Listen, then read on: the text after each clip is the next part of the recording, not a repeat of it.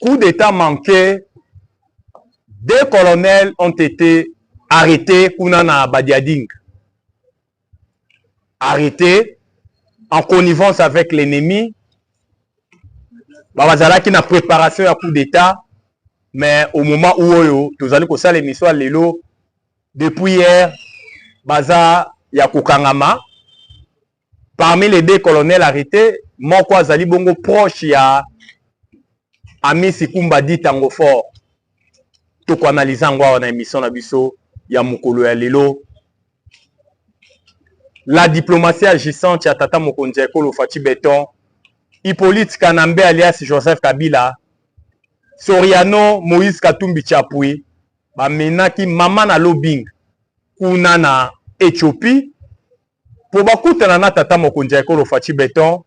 Le chef de l'État Fachi Beton a dit NON à Boyi. Le président Ramaphosa est allé voir le chef de l'État Fachi Beton pour nakou. Yebisa Fachi Beton était que prédécesseur na yo azana posa kutana na yo et puis Moïse Katumbi Tchapo azana posa kutana na yo Fachi alobi NON. Hippolyte Kanambe alias Joseph Kabila kuna na Swaziland Mpepakaina bomoni na ba video ezali kotambola lolenge kani atikali esika moko isolé azali kotala azali ko contempler ba montagne ya Swaziland azali ko contempler plaine ya Swaziland. Chaque chose a son temps. Ils en attendent au régner, ils appellent attend oyoyo au régner te au kozala pe conjuguer na passé. To ko analyser ngwa na émission na biso ya mukolo ya lelo. Qu'est-ce qui se passe dans la ligne de front? On ne cessera jamais de le dire. Par rapport de forces, c'est pour changer, prévenir que le M23 est soufflé aux abois. L'armée rwandaise, l'armée congolaise continue sa progression. Même dans le haut plateau à Fizi, même ce matin, le 17, Basinale biso ete bitumbezala ki makasi na ba haut plateau kuna à Fizi, où l'armée a aussi conquérir les sous localité moko stratégique kuna na au plateau ya Fizi. To analyser ngwawa na émission na biso ya mukolo ya lelo. Le ministre Eliezer Tambwe, après avoir sala musala kitoko na province ya Bandundu, na espace ya Bandundu, après avoir mené diplomatie à Malonga oye poussé ba mobondo na reddition, ba ko se rendre oh le loba mobondo bandimi va servir na couleur ya mapinga ya armée. Eliezer Tambwe, l'homme de la résolution pacifique ya ba conflit, il est allé maintenant na espace ya Grand Katanga pour na kotala le lenge kanya ko zongisa biloko ya ba ancien combattant o ezala spolié pour na espace ya Grand Katanga. To ko analyser ngwawa na émission na biso mkola lelo. Sans plus tarder, c'est votre humble serviteur, na kombo Jonas Ngandu, surnommé Charles Onana. Toujours na ba chaîne na biso bomesano, to sengi na bino bo s'abonner massivement. Bonjour, bonsoir, cela dépend de l'heure à laquelle vous allez kolanda émission mkola lelo. Tolobaka pona bolingwa Congo, jamais tokanga munoko, car le Congo c'est le pays de nos aïeux. Le Congo c'est notre dénominateur commun. Tobotama ba Congolais, tokokufa ba Congolais de père et de mère. La diplomatie agissante à Tata Mokonzi Ekolo Fachi Beton.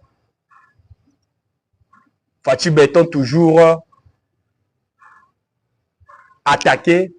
Fachi Beton toujours de préparation à coup d'état ou en gestation. Mais bah, une union sur le Congo va continuer toujours à échouer. Regardez ce qui s'est passé hier na Badiading. À quand Badiading, bah, service de renseignement, Conseil national et cyberdéfense, au Tubing CNS. Bah, maintenant qui, bah, enquête, Moko, d'après les informations, ils sont qui na possession na Bango. Ils se sont rendus compte qu'il y a des officiers supérieurs. Moko Zala qui proche, il y a le général d'armée, l'inspecteur, il y a FARDC, na kombo ya Amisi Kumba dit tango fort. Na colonel Moko Moussousou Zala qui wana, ils étaient des mèches avec les Rwandais. Ils étaient des mèches avec le M23. Ils avaient un plat. Il y a pour déstabiliser Tata Mokonja Ekolo, Fachi Beton.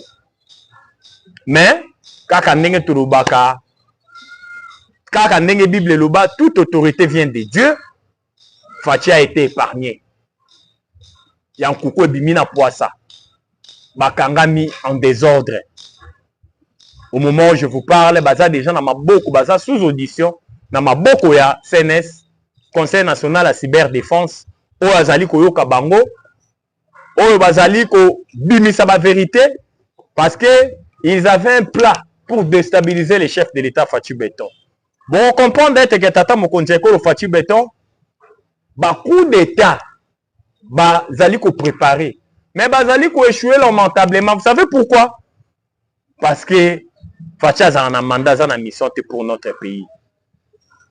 Botala, prière ya kafu kafu, tu koleka na mboka ya Ghana. Ici ka pi Fachi Beton tu ko assister na prière moko kafu kafu. Botala lolenge kani ba prophétie ya malonge bimi. Oyoyo, ezali ko la tsaete Tshisekedi dans un mandat te mais dans une mission. Botala ba plan nyonso machiavélite. Oyo bazali kotia ba pot de banane bazali kotia na nzela ya Fachi Beton mais bazali ko échouer. Tala ba officier o bakanga milobi. Vous comprenez? Vous comprenez que ba préparaki au loko bébé qui ko simba te parce que bango ba comprendre que ils attendent ya Tshisekedi. Ils attendent nzamba tindie pour ko sa mission na mboka na biso Congo. Yango moni ba officier wana bazimu kamate na facilité nyonso tout. Parce que babundi sara kaka oloko ya elaka. Même tout le monde en état manga, babamba kobe libanga na manga o ezali à côté là. Aussi mona babambi libanga na manga mubesi. Ba medium o ba mona ka lobby, batali ba lobby avec Tshisekedi. Congo kozala tellement debout. Congo a comme déjà qu'on reprendre sa place dans les concerts des nations. On ne peut pas laisser Tshisekedi à continuer. On doit mettre tous les atouts pour anéantir, pour tenter l'intégrité physique. Mais bah échouer. Prévenez que bazu mukamate, otoko senga ezala ete, mbano ezala ya malunga pour dissuader oh nyonso bazali koya na projet ya ko tenter l'intégrité physique à Tata Mokonja Ekolo Fachi Beton. Pour ne pas s'éterniser na lulenge kani, les deux officiers supérieurs wana bazu mukamate, oyoyo ba service ya intelligence ezali koyoka bango. Tokei na maimazali koleka na ba ligne de front. Oyo eza na avantage à nos voyants militaires les FARDC. Oyo ezali kosala ete armée rwandaise mbangweri en désordre, de retrait, de bandade, poudre d'escampette, parce que ba comprendre ete que Congo a ça comprendre modus operandi na bango, mode opératoire na bango, oyo eza basé na corruption, oyo eza basé na ba fake news. O bazali ko distiller na ba réseaux sociaux pour na kubangisa ba militaire na biso o eza basé na traîtrise na infiltration au sein de notre armée. O la majorité biloko wana eza déjà déniché. Traîtrise na trahison, to lobite que traîtrise na trahison au sein de l'armée sili. La traîtrise et la trahison continuent parce qu'il y a encore des traîtres. Mais ba komisko ko banga ba comprendre que regardez aujourd'hui les Congolais de père et de mère. La majorité des officiers supérieurs, des généraux, ont été arrêtés. Même les généraux, ils s'attendaient à que bakoka ki ko trahir nation, bakoka ko trahir Tata Mokonja Ekolo Fachi Beton, bakangami bazu mukamate. tomoni lolenge kani général Ndaiwel Mukamate, le chef d'état-major honoraire Chico Nani Christian Chiwewe, arrêté. L'autre est là encore, Franck Tumbabamunda, arrêté. Au-delà ya bango, il y a plusieurs officiers supérieurs des généraux ont été arrêtés. Ont été arrêtés. Yango momoni même na ba ligne de front, les rapports de force ont changé. Parce que bango nde babande côté ka ba position ya nos voyants militaires. Komo misaba na batu pour na positionnement na bango. Parce que les sanguinaires Paul Kagame bande ko tinda lumeya. Mais beaucoup remarqué les loyaux avec la présence il y a des instructeurs israéliens, avec la présence il y a Maya Moindo, Otobeki Blackwater, où ils allaient au Kamba, mais pas il y a proche à Donald Trump, Eric Prince, échanger par rapport de force. Hier, vous avez suivi des vidéos, oh, Banyarwanda, Bazali Kolelana, Banyangalakata, les M23, Balobiete. Les instructeurs français, Nakisanga, di Bazali ko formé, Bafar DC, maintenant, Tomitali, mais bateau, comme il a un problème dans tout béni. Congo, c'est un état souverain. Oyo akoki ko signé ba partenariat ya Matali Défense dans n'importe quel pays lingi. Bolandi ambassadeur français, aoutu koloba etalabi iyo, to signé ba accord na Congo na Matali Défense. Oyo ba instructeur français bakoya ko former des bataillons ya ba militaires congolais. Na Kisangani. Ba vidéo ezali ko lakisa ba de militaires français na Kisangani. Mais c'est tout à fait normal. Ba yena cadre ya formation. Il y a ba militaires congolais. Pourquoi il faut déranger bango? Pourquoi il faut déranger bino? Yango bomoni lolenge kani. Ba nyangala kata na bakangi munoko. Donc balingi ba réduire Congo na buzobo bazali ko sala na est. Congo c'est un état souverain. On a connu la relation avec Mboka tout à Lingui pour former son armée.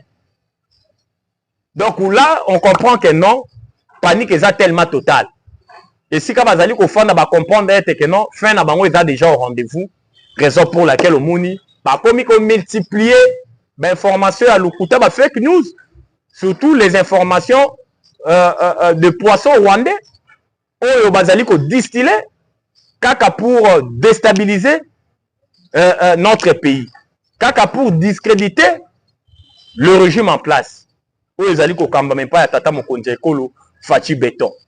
Yango Bomoni le Lenge Kani, na ba ligne de front, comme j'ai eu à le dire, par rapport de force échangée, bref, année que Munguna, Azali ko Pakata, Mikolo Onyon surtout, Bazo ko Kalisu ko s'opposer na résistance mon côté, que ça soit na au plateau kuna ya Fizi. Point zéro, ils ont toujours congolais. Et puis, plusieurs villages, ils ont toujours récupéré. Minembo centre, au moment où je vous parle, Bazate, Basi, Bakimi en désordre. Mais Baeko s'est fondé dans la population, une fois armé, ils ont contrôle total à Minembo centre pour procéder à des actions. Balati Sayango, Namutu ya FARDC. Notre armée, étant donné que c'est une armée professionnelle, Basi, comprend déjà, Jewana. Raison pour laquelle l'armée est en lisse du colo et lisse. Yango zomona basi ba komi déjà na souka, bazoyi ba lisse souté le lenge kan marambo zali ko leka. Donc il faut comprendre ba congolais de père et de mère. Tant que le M23 zali ko gagner sur terrain, azali ko récupérer ba village na ba localité, ba bengi lion ya Sabwa. Les lions de Sabwa, si c'est les lions de Sabwa. Et une fois ba komi ko subir ba perte énorme.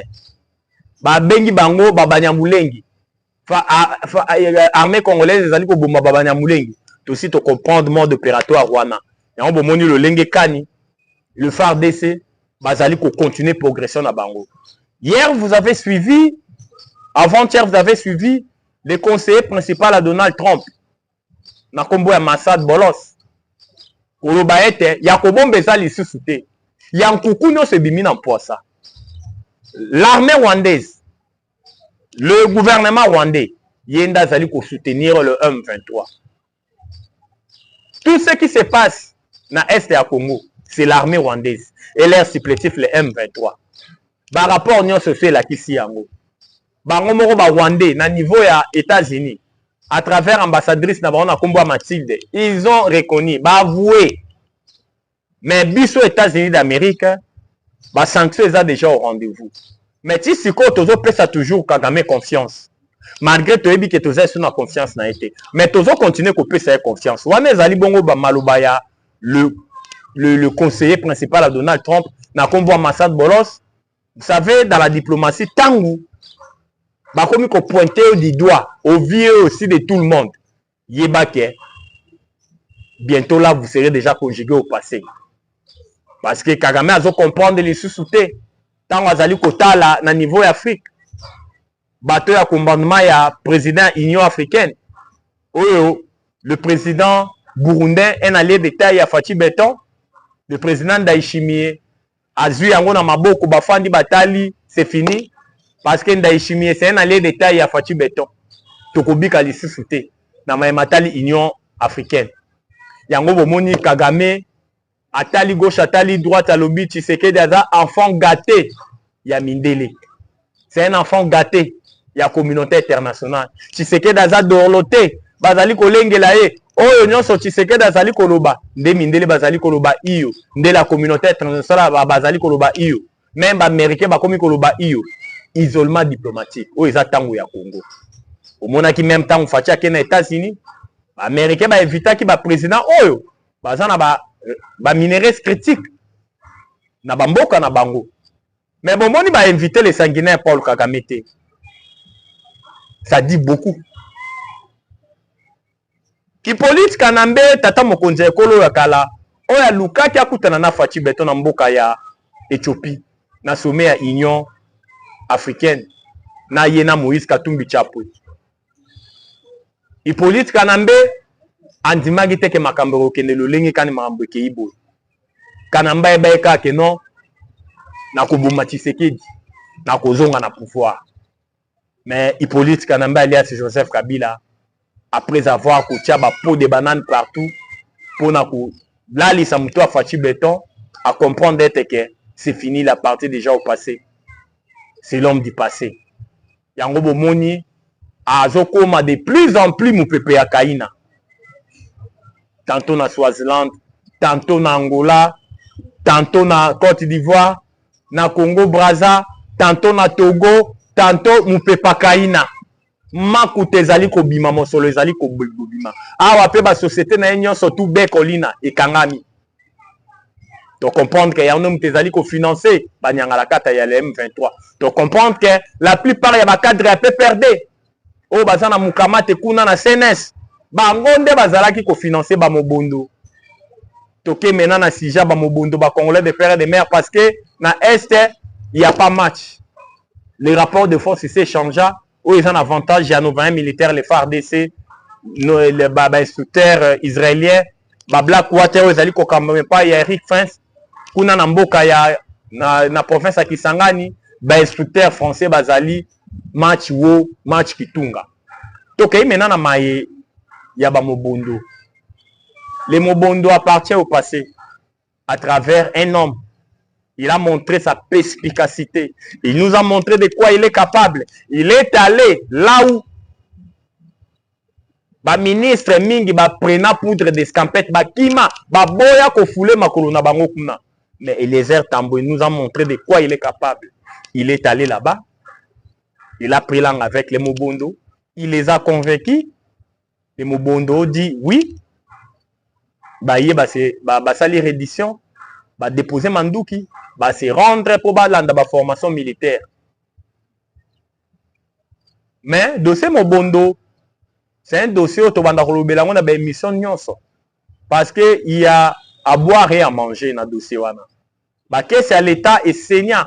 Mon solo est bima pour mettre un terme à un phénomène Mobondo.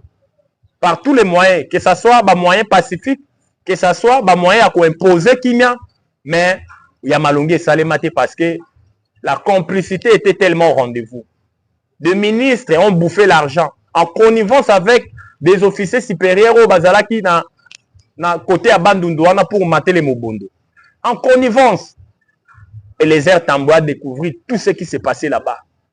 Il a parlé avec les Mobondo. Les Mobondo ont cité les noms de gens qui le finançaient. Oh, bazalé pour soutenir Bango. Ils ont cité les noms. C'est grave. Nathalie gauche, Nathalie droite, na lobby Fati Beto azana ba collaborateur ya malongate. La plupart ya bato baza zinga zinga tata mokonzi ekolo Fati Beto baeli chop chop. Même ba cadre des personnes bazali ko occuper ba poste ministériel. Ce sont des anti-valeurs. Je dis bien je pèse mes mots, des anti-valeurs. Ce sont des gens oh baza na probité moko sale. Oh bazo sunga tata mokonzi ekolo te. Na comprendre hein, depuis Fati azui règne ya mboka na biso Congo, bato bazali ko sunga mingi. Ezali bato bazana ba parti politique mususu ke ba membre na ya IDPS. So total vraiment même na ministère intérieur hein. Ba ministre intérieur o baza très compétent o ba sunga tata mokonzi ekolo. O ba travailler na vision na c'est Gilbert Kakonde. Gilbert Kakonde, mes éloges là où vous êtes. C'est Gilbert Kakonde. Oh nyonso baleko fouet na fouet. Bango bafandelika ba carré minier na bakatanga bazali ko s'enrichir d'une manière personnelle, égoïste. Donc ils ont presque tout. L'argent sale. Mais regardez le travail que les Étambo abattre na asali na espace à grand bande à convaincre Bamobondo. Il a risqué sa vie. Il est allé bisiko et bele batima baboya kokende. Mais lui il a jugé moi faut na kende. Et les Tambo, l'homme de la résolution pacifique, il y a un conflit. Il faut créer un ministère, il y a résolution pacifique, il y a un conflit. Et les Tambondais pour pouvoir chapeauter. Ils ont mérité qu'on a la vice-premier ministre délégué. Il y a défense. Ils ont mérité à voter. Et les uns ne méritent pas ça. Et les uns, il fallait qu'ils aient un ministère intérieur. Ou bien ils ont un ministère de défense. Na musalo ya zali kosala. Et les Tamboy, les loyo, pour un espace à Grand Katanga, na Lubumbashi, pour na otala lolenge kani ya ko récupérer banda ku nyonso oyo ba spolia ya basien combattant.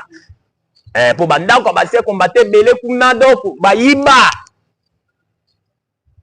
Atesko kuna kotala lolenge kana ko mobiliser pour banda ku ya basien combattant à la récupérer dans un bref délai. Vous savez que les Tamboué, mes éloges là où vous êtes, continuez toujours à lire Rwanda, les communicateurs, les combattants, les parlementaires debout, bazana simanayo. Parce que y a eu à Roloba mingi zate, musalande zali koloba na place na yo. Yango bomondi lo lenge kani. Et les Tamboué a la confiance du chef de l'État. Je dis bien, il a la confiance du chef de l'État. Biso linga ande ba action. Biso linga bato baloba mingi te. Biso linga ande musala. Ba action à impact visible, ba action concrète. Oyo tangu kongomani atali gauche atali droite alobi muto ya malonga nde yeyo. Toko chite na matali dialogue. Est-ce que le dialogue c'est une nécessité impérieuse au moment où une partie de l'intégrité territoriale de notre pays est sous contrôle de l'armée, d'une armée étrangère, l'armée rwandaise. Est-ce que le dialogue, c'est une nécessité impérieuse? Quand les sanguinaires Paul Kagame a zolobaete, la guerre de l'Est, ils allaient bitumba ya mabele, ils allaient bitumba oyoyo, pour na bango, mabele na bango, banoko ba pesa yango ba congolais. Mutu ne zali obemoko. Entre Congo na Rwanda, banani ba existara liboso. Nous devons connaître l'histoire, ne pas l'oublier. L'histoire nous renseigne que le royaume Congo existait qu'avant Bamboka Ananyo Soto. Cela veut dire que le Congo existait qu'avant Rwanda. Bato, il faut pas réclamer ma belle Abisso. Rwanda. Parce que Rwanda est la province dans le Congo. Du côté, les sanguinaires Paul Kagame, Mokil Mobimbese comprendre, il y a bien déjà. Et on vous allez comme Mona. Massad Bolos Alobi.